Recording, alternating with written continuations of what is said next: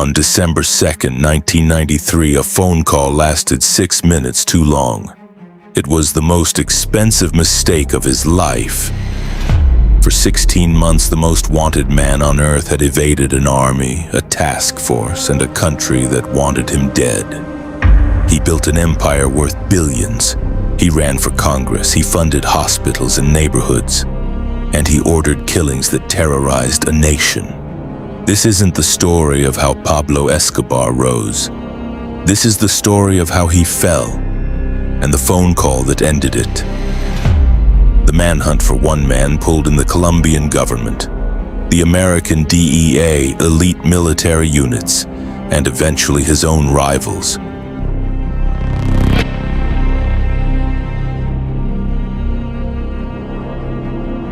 By 1991, Pablo Escobar was, by some estimates, one of the richest men alive and the most hunted. Facing extradition to the United States, he struck a deal with the Colombian government no one expected him to get. He would surrender, but on his own terms. He built his own prison and named it Catedral. Officially, it was a maximum security facility. In practice, it had a jacuzzi, a bar, and a soccer field. He handpicked his own guards. He continued running his empire from inside the walls. For over a year, Colombia's government allowed it. Then in July 1992, reports surfaced that changed everything. Word reached officials that Escobar had ordered the killing of 2 of his own associates inside the prison he controlled. The government decided to transfer him to a real prison. Soldiers were sent to move him by force. By the time they arrived, the courtyard was empty. Pablo Escobar had simply walked out the back. He didn't run far. He didn't need to. He knew this country better than the men chasing him ever would. Within days, the Colombian government formed a new task force. Its only assignment: find Pablo Escobar. It became known as the Search Block. Hundreds of elite Colombian police dedicated entirely to one manhunt. American advisors arrived quietly to assist. Intelligence specialists, communications experts working alongside Colombian forces. Their tools were new to the hunt. Radio direction finding technology capable of tracing a phone signal to within blocks. But Escobar had spent 2 decades building a network of loyalty. Farmers, drivers, informants, an entire underground willing to hide him. He moved constantly, safe houses, farmhouses, city apartments, rarely staying anywhere more than a few nights. Raid after raid came within hours of catching him. Time after time, he slipped away just ahead of them. Months passed, the task force grew larger, the trail kept going cold. As the official manhunt stalled, a second unofficial one began, outside the law entirely. A group calling itself Los Pepes, people persecuted by Pablo Escobar, began targeting his associates, his properties, and his family. Rival traffickers, former partners, even paramilitary groups, all with their own reasons to want Escobar gone. Colombian and American officials have long denied any formal partnership with Los Pepes. Historians and journalists still dispute how much cooperation actually occurred. For the first time, Escobar wasn't just being hunted. He was losing the network that had always protected him. One by one, his lawyers, his accountants, his closest allies were killed, captured, or simply disappeared. His own family became targets. His wife and children attempted to flee the country entirely. In late 1993, they tried to board a flight out of Colombia. Country after country refused to let them land. For days, they were turned away, stranded between countries that all wanted nothing to do with the Escobar name. For a man who had once controlled entire cities, it was a strange, sudden powerlessness. His family had nowhere left to go. And so, more and more often, he did the one thing his hunters had been waiting for. He picked up the phone. Every call was a risk. Every risk was a chance for the men listening to trace exactly where he was. By late 1993, the search had narrowed. Every trace, every intercepted call kept pointing to the same neighborhood, Los Olivos in Medellin. It was an ordinary middle-class part of the city, the last place anyone expected to find him. A small team of signal specialists had been refining their equipment for months, narrowing each intercepted call down to smaller and smaller areas.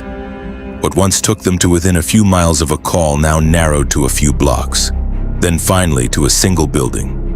On the morning of December 2nd, 1993, one day after Escobar's 44th birthday, the team picked up another call. It was to his teenage son, Juan Pablo, a birthday call delayed by a day because of how carefully he'd been moving. He knew the risk of long calls. He had always kept them short before. This one ran past a minute, then 2, then 5. The signal held long enough for the team to pinpoint the exact house. The order went out immediately. Search block units moved toward Los Olivos before the call had even ended. Inside the house, Escobar was still on the phone when he realized something was wrong. He hung up mid-sentence. It was already too late. Within minutes, the house was surrounded. For 16 months, every escape had worked. This time, there was nowhere left to run, except up. He climbed onto the roof, moving from house to house the way he had 100 times before. This time, the rooftops didn't lead to freedom. They led to a dead end.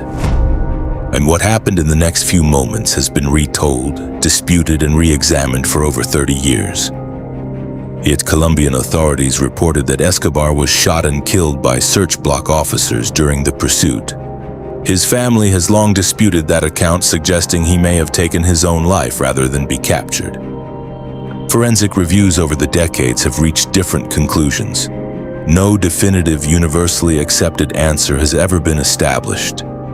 What is certain is this: at 44 years old, after 16 months as the most hunted man in the world, Pablo Escobar was dead. Word spread through Medellin within the hour. Some wept, others celebrated in the streets. The empire he built didn't survive him. Within a few years, the organization he ran had fractured into pieces. Smaller cartels rose to take its place. The demand that built his fortune never disappeared. It simply changed hands.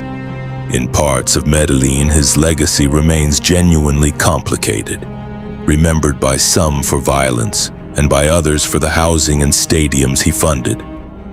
Decades later, tour guides still walk visitors past the rooftop where it ended, a piece of history the city has never fully closed the book on. The task force that hunted him disbanded not long after.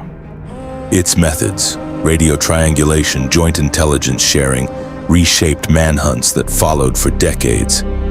Investigators still study the case today, and not for how he built his empire, but for how eventually he was found. In the end, it wasn't an army that caught him. It was a 6-minute phone call to his son. He, the most protected man in the hemisphere, had built walls against soldiers, governments, and rival cartels. He never built one against the one thing he couldn't give up: the sound of his own family's voice. 16 months of hiding ended in less time than it takes to boil an egg. The headline the next morning needed only a handful of words to say what an entire country had waited years to hear.